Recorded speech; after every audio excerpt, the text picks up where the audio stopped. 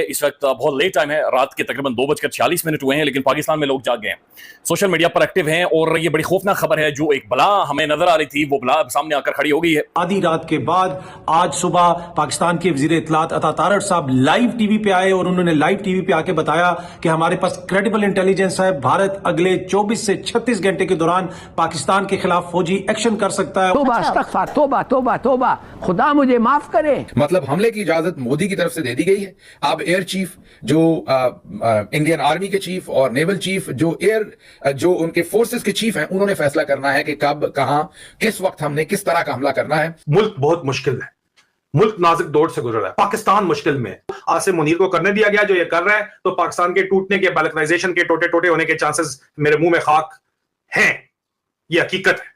पाकिस्तान में आप यूं कह सकते हैं कि रियासती तौर पर ऐलान कर दिया गया है कि जो जंग है वो अब सर पर पहुंच चुकी है, हमारे दरवाजे पर आ चुकी है। अब इंडिया जो है इस चीज़ में डिबेट में चला गया है कि हाउ टू रिस्पॉन्ड, कि पाकिस्तान को कैसे रिस्पॉन्ड किया जाए। सबसे बड़ा एक इशू है, ये एरियल किया जाए, मिसाइल यूज़ किए जाएँ, ग्राउंड फोर्सेज हैं वो यूज़ किए जाएँ, नेवी के जरिए कोई पाकिस्तान पर अटैक किया जाए। ये सबसे बड़ा उनके लिए चैलेंज है फैसला होने में। उसके बाद हमारी तरफ से खबर आई कि फौरी तौर पर शहबाज शरीफ साहब ने, वज़ीर आज़म ने अक़वाम मुत्तहिदा के सेक्रेटरी जनरल से राबिता किया है और उनसे कहा है कि भारत को समझाएं कि भारत तहम्मुल का मुजाहरा करे। जनरल आसिम मुनीर क्योंकि इमरान खान के मद्दे मुकाबिल मर्द मोमिन, मर्द हक, ज़ियाउल हक पार्ट 2 बनना चाहते हैं, खलीफा बनना चाहते हैं, तो एक तो वो अपनी आप को दिखाने के लिए उन्होंने काम किया, लेकिन जब उन्होंने काम ये कर दिया तो फिर उनके हाथ पैर फूल के उनकी कंपें टांकने लग गई हैं और अब जो है वो नवाज शरीफ जो है वो अमृतसरी ठगों के पैरों में पड़ गए हैं, जाके कह रहे हैं मुझे बचाओ मोदी से। और ये शहर छोड़ के, ये चाल छोड़ के निकल जाएंगे। मस्त प्लान है। सोशल मीडिया पर मैसिवली ये चीजें ट्रेंड कर रही हैं, लोग अब दुआएं मांग रहे हैं कि अल्लाह ताला रहम करे। ये ऑफिशियली आपको नजर आ रहा है कि एक तरफ तो ये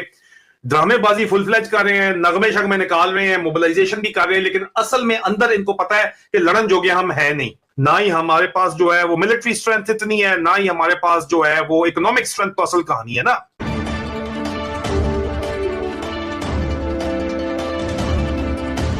आधी रात के बाद आज सुबह पाकिस्तान के वजीर इत्तलात अता तारड़ साहब लाइव टीवी पे आए और उन्होंने लाइव टीवी पे आके बताया कि हमारे पास क्रेडिबल इंटेलिजेंस है, भारत अगले 24 से 36 घंटे के दौरान पाकिस्तान के खिलाफ फौजी एक्शन कर सकता है। जिसका मतलब यह है कि अगले 24 से 36 घंटे के दौरान किसी टाइम भी कार्रवाई हो सकती है। और हमारे पास जो इत्तलात है, पाकिस्तान की हुकूमत के पास जो इन्फॉर्मेशन पहुंची है, पाकिस्तान के इदारों के पास जो इन्फॉर्मेशन पहुंची है, वो ये है कि अगले चंद घंटों के दौरान ये एक्शन लिया जा सकता है। और इसी वजह से अता तारड़ साहब आधी रात को 12 बजे के बाद लाइव टीवी पे आए और उन्होंने ये बताया ताकि भारत को पता चल जाए। अगर 36 घंटे का टाइम होता तो शायद वो इतनी जल्दी ना आते। तो इस वजह से लग रहा है कि शायद इसको दाना फेंका गया था। आसिम मुनीर को इसको शौक बहुत है पॉपुलैरिटी कॉन्टेस्ट का, तो इसलिए जो है ये इसने काम किया। हाँ, बलूचिस्तान का इशू तो है ना, मौजूद है, वो तो इंटरनल प्रेशर तो बड़ा शदीद था। इन्होंने तो माना नहीं ना जी, इन्होंने 200-250-300 फौजी जो है वो अपने वहां पे जाफर एक्सप्रेस के अंदर इन्होंने जो है वो शहीद करवा दिए हैं। और उसके बाद लोग कहते हैं अब तो इतनी नफरत है, कहते हैं शहीद भी।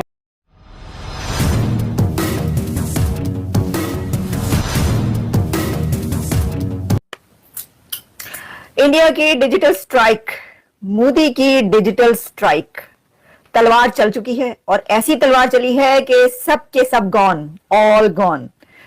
इंडिया जंग करेगा नहीं, इंडिया ने जंग स्टार्ट कर दी है। अपनी फौज से पूछो ना, तुम्हारी फौज ने बैटल कौन सा जीता ये बता दो, कौन सी लड़ाई तुम्हारी फौज ने जीती है। अपनी फौज की भी तो हिस्ट्री देख ले शाहिद अफरीदी। और इसलिए मैं ये मानता हूं दोस्तों, शिखर धवन ने बिल्कुल सही स्टैंड लिया है। शिखर धवन ने लिखा कि कारगिल में भी हराया था, ऑलरेडी इतना घिरे हुए हो और कितना गिरोगे। बेवजह कमेंट पास करने से अच्छा है अपने देश की तरक्की में ध्यान लगाओ, दिमाग लगाओ। हमें हमारी इंडियन आर्मी पर बहुत गर्व है। भारत माता की जय, जय हिंद। चलो मैं माना तो सही कि शिखर धवन भाई गब्बर बोलो, लेकिन इन लोगों को तो इस वक्त ये कल तक पटवारी जो है ये गालियां जो निकाल रहे थे जिस फौज को, आज उसी फौज के लिए नारे तो बड़े लगा रहे हैं, लेकिन अंदर खाते जो कहानी चल रही है वो ये चल रही है कि आसिम मुनीर को आईएसआई ने मना किया था कि सर ये मत करें, लेकिन आसिम मुनीर ने जिद में आके ये काम करवाया। क्यों करवाया? अगर उसको अच्छा अब जब करवा ही दिया है तो फिर भाई मर्द बन तू, डटता भी नहीं, तू डट बगैरता है कि तरीका है, डटता भी नहीं, मतलब हूं डरिया हुआ है। उनके ना नीचे फॉल्स फ्लैग था, कोई फॉल्स फ्लैग नहीं था, stand by what I have reported. और हमेशा इसी तरह होता है, लोग आगे से पेपर के सज्जे खब्बे ऊपर नीचे की झुर्रियां लेके आते हैं। देखिए, नेशनलिज्म और फैशिज्म में थिन लाइन डिफरेंस है। और कुरान में भी अल्लाह पाक ने किया है कि किसी ये हुक्म दिया है सूरह माइदा में, क्योंकि आसिम मुनीर को बड़ी कुरान की आयतें सुनाने का शौक है, लेकिन वो गलत। भाई ने शाहिद अफरीदी को जवाब तो दिया है। कभी क्रिकेट की पिच पर बूम बूम कहलाने वाले शाहिद अफरीदी अब सियासी पिच पर इमरान खान 2.0 बनने की तमन्ना में इस कदर पगला गए हैं कि इंसानियत को भुला गए। देखिए, शाहिद अफरीदी पहले से एक जहरीला सांप है, सबको पता है। और जो उसने बकवास करी है कि जी इंडिया ने करवा दिया ये तो पुरानी पाकिस्तान की घिसी पिटी बकवास है। और इतना लॉस जो कहा जा रहा है वो इसलिए कि ये मैक्सिमम यूट्यूब चैनल्स जिनको ब्लॉक किया गया है, जो कि इंडिविजुअल लेवल पर यूट्यूब चैनल्स हैं, वो इंडियन कंटेंट बनाते थे। उनका सारे का सारा कंटेंट इंडिया बेस्ड कंटेंट होता था। और इस वक्त तक कोट करता है, मैं आपको सही कोट करके बता रहा हूं कि सूरह माइदा में, कुरान में भी अल्लाह का हुक्म यह है कि अब किसी कौम की दुश्मनी में इस हद तक ना जाओ कि तुम अपनी गवाही जो है वो सच्ची ना दो, गवाही हक पे दो। तो मैं हक पे गवाही देते हुए ये बात कर रहा हूं कि आसिम मुनीर ने करवाया है जी, और आसिम मुनीर ने करवा के इंटरव्यू, इनको भी पता, सब ने कहा कि करवाया।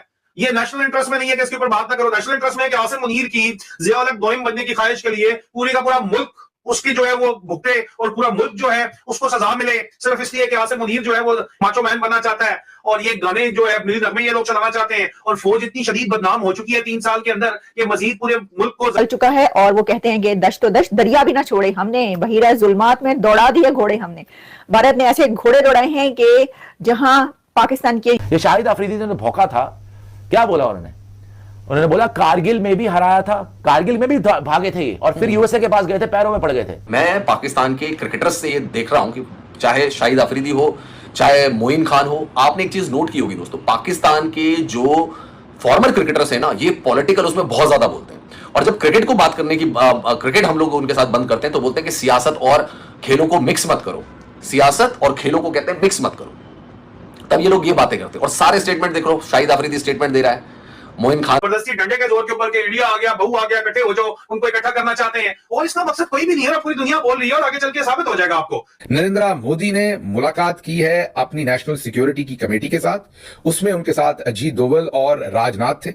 और ये जो मुलाकात है इसकी तस्वीर आपके सामने रख रहे हैं। सबसे पहले तो जरा तस्वीर देखें, उसमें से आपको बहुत कुछ फील होगा, डिफरेंट फील होगा जो हम अपने मुल्क में देखते हैं कि वहां पर तीनों जो चीफ्स हैं वो क्योंकि उनका ओहदा बराबर है, ट्रीटमेंट भी बराबर है, उनकी नशिस्तें जो हैं वो भी बराबर है। और अगर कहीं एडवांटेज नजर आ रहा है तो वो एयर चीफ को वहां पर नजर आ रहा है। तो एक तो ये तस्वीर देख लीजिए। बहरहाल इस मुलाकात के अंदर जो जिसमें आपको बताया कि आप सिविलियन सुप्रीमेसी आपको नजर आ रही है, स्टेटमेंट दे रहा है, बासित अली स्टेटमेंट दे रहा है, राशिद लतीफ स्टेटमेंट दे रहा है, शोएब अख्तर स्टेटमेंट दे रहा है। अब सियासत और खेल मिक्स नहीं हो रहे। रिक्वेस्ट कर रहे हैं कि नेगोशिएट कर लें, क्योंकि पाकिस्तान के डिफेंस मिनिस्टर ने नेगोशिएट करने के लिए कहा है। उन्होंने कहा कि नेगोशिएशन होनी चाहिए। और मैं आपको ये सुनवाई देती हूँ और आपको दिखाती हूँ कि उन्होंने क्या बात की है। अच्छा, और साथ ही उन्होंने ये भी कहा कि ऑल आउट वॉर का चांस है। उन्होंने कहा ये बात निकली तो दूर तक पहुंचेगी और दोनों न्यूक्लियर पावर्स अगर जंग की तरफ बढ़े तो दुनिया को वरीसम होना चाहिए इसके बारे में। इस पर भी उनसे सवाल किया गया था। और उन्होंने ये भी कहा कि लश्कर तैयबा तो पास्ट का नाम है। कौन सी लश्कर तैयबा? आप कौन सी पार्टी की बात कर रही हैं? कौन सी ऑर्गेनाइजेशन?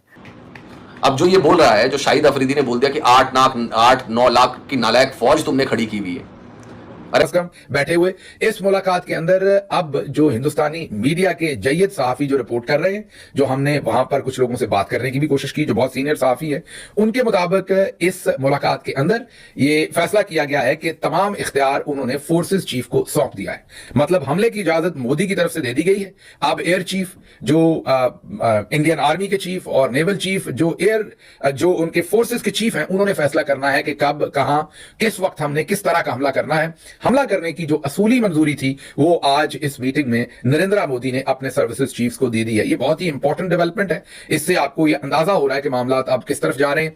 ये 90 मिनट ये मुलाकात प्राइम मिनिस्टर हाउस में जारी रही और इस मुलाकात के अंदर तफसील के साथ ओवरव्यू लिया गया और हमले की इजाजत जो है वो आखिरकार फोर्सेज चीफ्स को दे दी गई है। तो ये एक स्टेप, अब एस्केलेशन जो है वो फर्दर बढ़ रही है, आगे पहुंच रही है। इसको अब देखते हैं कि आने वाले दिनों में ये किस तरीके से ये जो उनके सर्विसेज चीफ है उनका रिएक्शन इस पर क्या आता है। फौजें आपकी बॉर्डरों पर लगने के लिए इतना टाइम क्यों चाहिए? क्योंकि जितनी भी हिंदुस्तान के ऊपर बॉर्डर के ऊपर पाकिस्तानी फौज है वो आपने उठा के इंटरनल सिक्योरिटी के ऊपर, पुलिस की ड्यूटी के ऊपर लगाई हुई है। और अब क्योंकि वहां पे हालात खराब हुए हैं तो आपने वहां पे जल्दी जल्दी वापस भेजी है। लेकिन पूरे का पूरा मुल्क इस वक्त आपका जैम है। बलूचिस्तान में इंसर्जेंसी पीक के ऊपर है, खैबर पख्तूनख्वा में हालात मजीद आगे जो है वो खराब हो रहे हैं। आप प्रोपेगेंडा जितना मर्जी करते जाए, गरीब लोगों को मार के आप कहेंगे जी हमने यहाँ पे टेररिस्ट मार दिए हैं, वो आपकी जो दाल है अभी नहीं गलने वाली। और पूरे का पूरा सिंध भी आपका बंद है। सिंधी नेशनलिस्ट पार्टी में अंदरूनी सिंध पूरे का पूरा ब्लॉक किया हुआ है नहरों के मसले के ऊपर। और ये इंटरनल सिक्योरिटी पे आपने हिंदुस्तान के ईस्टर्न बॉर्डर से उठा के फोर्सेस लगाई हुई थी, वो आपने वापस भिजवाई है। मैं आपको जो बात बता रहा हूं, तो मैं ज्यादा इसकी तफसील में नहीं जाऊंगा, फिर वो कहेंगे कि जनाब ये